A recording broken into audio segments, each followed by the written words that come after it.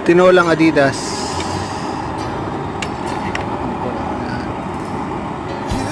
Adidas.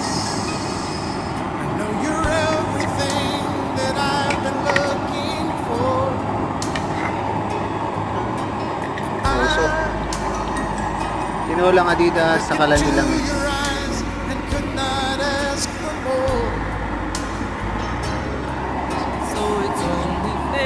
Ang tinolang Adidas, pwede na pong huwag nyo ng elbows.